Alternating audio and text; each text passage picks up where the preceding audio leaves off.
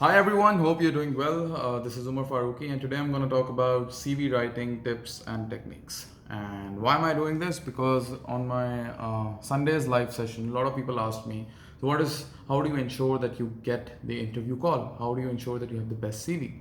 And I'm going to share some experiences and some ways that I've built my CV and I've helped others as well, and what I've learned from my mentors and trainers. But I'm going to start with this simple fact that 6 seconds.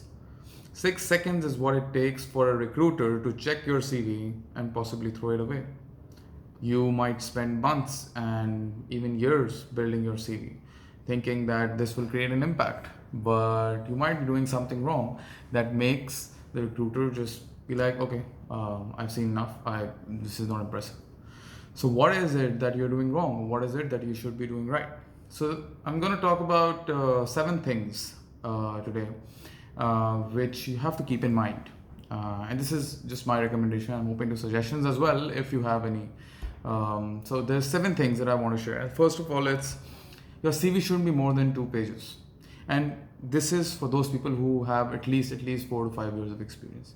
If you're at an entry level, or you have 0 to 2 or 3 years of experience, I would strongly suggest, unless you have a great experience with different projects, don't go above 1 page. If you have greater than 5, greater than 3, and around 5 years of experience, then you can go to 2 pages. Even then, I would recommend, if you have strong projects to target, only then go to 2 pages. Secondly, so the format that I follow is your personal info at the top, your education, your experiences, your skills and interests, and your experiences should be with the most recent experience first.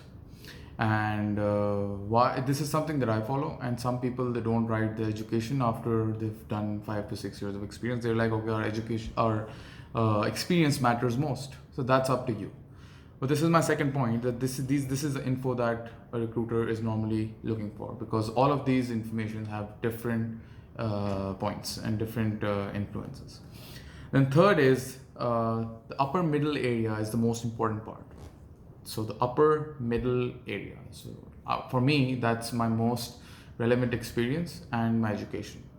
So when a recruiter looks at your CV, so that's where the recruiter looks at. That's the first site. And this is something that I've experienced while working in HR as well. So make sure whatever format you follow, your most important detail is over there. And I would recommend, if you want to show your experience, professional experience, then make sure it's the most important professional experience. It's over there, or your education. 4, talk in numbers. So for example, if you work in an XYZ company, and you worked as an assistant manager, HR, and you describe what have you done over there. Try to talk in numbers. Don't just write, okay, worked in a team to decide the talent management structure. Talk like, okay, so led a team of 5, worked on a project of 100 million rupees, and the impact. So when you start talking in numbers, the person also sees, okay, this person has created an impact. So people write very generalized statements about worked on this, worked on that, and so the recruiter doesn't get that impression that you have possibly have had leadership skills and possibly have had a great role in the company, in your role.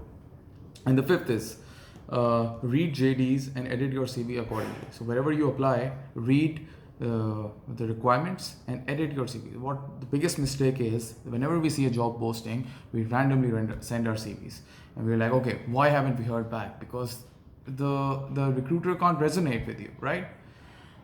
Sixth is, make sure your skills and interest section is updated. So your skills can be Excel, PowerPoint, Power BI, interpersonal skills, persuasion skills, leadership skills. These are very, very important. You think only your technical competency is important? No. The company also sees if the person matches our values or not. And your interest section as well. Interest can be playing video games, traveling, fitness, anything. That shows the human side of you. For example, for me, if I know someone is really into fitness, I'll be interested in looking at that CV. That subconsciously I'll have, I won't say a bias, but I'll be like, okay, this person has a life, you know. The last is the format. So whenever you write your experience, you should what I do is I write my title, for example, Deputy Manager HR, and then the next will be the company, so Engro Energy Limited, and then the time. So, for example, 2018 to present. So in one line, and then my details, and then with the second experience. You don't have to put experiences in which you don't have anything to show. So just make sure that. So again, 7 things, not more than 2 pages. The format should be personal info, education, experiences. Third is upper middle area, most important, so make sure that you utilize it. Fourth is stock in numbers. Fifth is read JDs and edit your CV when applying. Sixth is make sure your skills and interests are updated. Seventh is your format for experiences should be title, your company, right? So this is what I would recommend to all of you who questioned and who asked me. Make sure that if you can help someone or if you can be helped, make sure that you leave your comment and let me know if there's anything that you would like to add or if this video has helped you in any way. Thank you.